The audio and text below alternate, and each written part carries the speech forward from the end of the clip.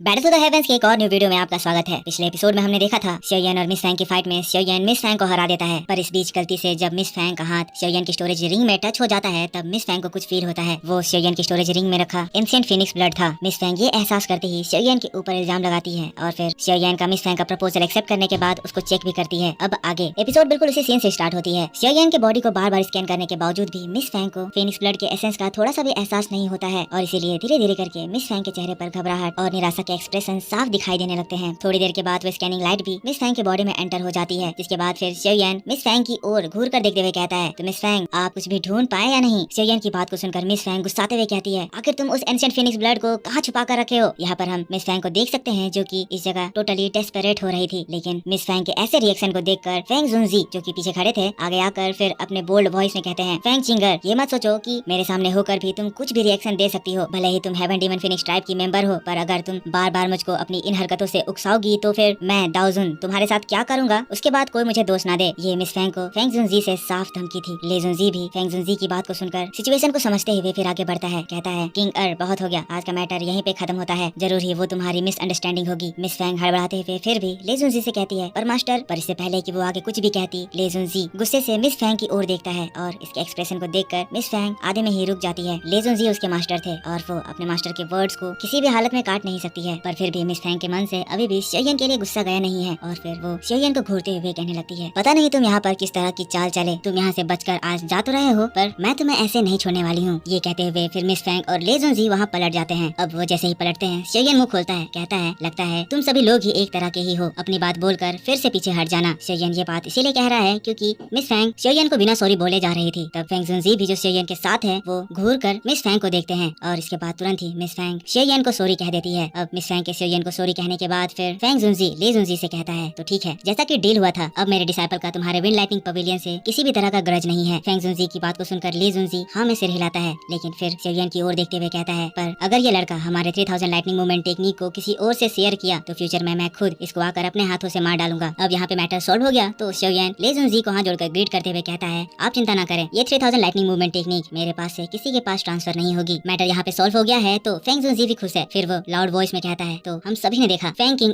कितनी ज्यादा पावरफुल है, भले ही आज वो शियोयन से हार गई, पर बात करें अगर ये 4 पवेलियन कंपटीशन की तो मुझे नहीं लगता आज हमें दोबारा इस कंपटीशन को कंटिन्यू करना चाहिए। फैंग किंगर बहुत ही ज्यादा ताकतवर है और मुझे लगता है कि वो इस बार भी इस कंपटीशन को जीत जाएगी, इसीलिए ले जुनजी इस बार भी विनर का खिताब तुम्हारे विंड लाइटनिंग पवेलियन को जाता है। फैंग जुनजी दोस्तों ऐसा इसीलिए कह रहे हैं क्योंकि ले जुनजी ने अभी शियोयन को फैंग जुनजी की वजह से इतने सीरियस मैटर के बाद भी जाने दे दिया, इसीलिए फैंग जुनजी का ले जुनजी को फेवर देना इतना तो जायज है। बाकी लोग ऊपर जियान जुनजी और क्वान जुनजी भी सिर हिलाकर फैंग जुनजी की बातों को एग्री करते हैं, जिसके बाद फैंग जुनजी अपना हाथ उठाते हैं और फिर वहाँ पर एक बहुत ही बड़ा ईगल आ जाता है। फैंग जुनजी कहते हैं, तो यहाँ का मैटर अब खत्म हुआ, अगर मुझे समय मिलेगा तो मैं विंड लाइटनिंग पवेलियन में दोबारा विजिट करूंगा। कहते हुए फिर वो ईगल में चढ़ जाते हैं, जिसके पीछे शियोयन, जिसके पीछे मुकिन और फिर लिन यान भी ईगल में सवार हो जाता है और फिर फैंग जुनजी ईगल के हेड पर कदम रखते ही ईगल बहुत ही तेजी से विंड लाइटनिंग पवेलियन से बाहर निकल जाता है। फिर यहाँ एक एक करके दोनों दाओजुन्स भी विंड लाइटनिंग पवेलियन को छोड़कर निकल जाते हैं, पर इनके जाने के बाद अब ले जुनजी का मुंह बन जाता है। यहाँ पर हुए इस फैसले से ले जुनजी गुस्सा है, जिसके बाद फिर वो मिस फैंग के पास जाता है और फिर कहता है, किंगर क्या तुम श्योर हो कि उसके पास एंशिएंट फीनिक्स ब्लड था। मिस फैंग बहुत ही कॉन्फिडेंटली कहती है, हाँ मास्टर, मैं पूरी श्योर हूँ कि मैंने एंशिएंट फीनिक्स ब्लड उसके अंदर से महसूस करा था। ले जुनजी ये सुनकर फिर कहता है, ठीक है, भले ही ये मैटर यहाँ पे खत्म हुआ है, पर मैं चाहता हूँ कि तुम ये बात जाकर अपने ट्राइब में भी बता दो, वो लोग आगे की प्रोसेस खुद ब खुद देख लेंगे। फिर खुद में कहता है, शियोयन भले ही तुम हमारे विंड लाइटनिंग पवेलियन की 3000 लाइटनिंग मूवमेंट टेक्निक को ले लिए हो, पर इसके बाद मैं तुम्हें ऐसा कर दूंगा कि तुम अपनी किसी भी तरह की दाव की स्किल को यूज नहीं कर पाओगे। सीन यहाँ से शिफ्ट हो जाता है और हम लोगों को फैंग जुनजी और शियोयन के साइड में दिखाया जाता है, जो कि तेजी से विंड लाइटनिंग पवेलियन से दूर जा रहे थे। तभी शियोयन के हाथों में कुछ होने लगता है, उसके हाथों से ब्लड गिरने लगते हैं। पता चलता है शियोयन वो एंशिएंट फीनिक्स ब्लड एसेंस को अपने स्ट्रेंज फ्लेम में छुपा दिया था, जो कि उसके हाथों में थी, जिस वजह से मिस फैंग उसको ढूंढ नहीं पा रही थी। अब सभी लोग ये चीज देखकर एकदम शॉक्ड। और दोस्तों बस इसी बात के साथ बैटल टू द हेवेंस का ये प्रीव्यू एक्सप्लेनेशन इसी जगह पर खत्म हो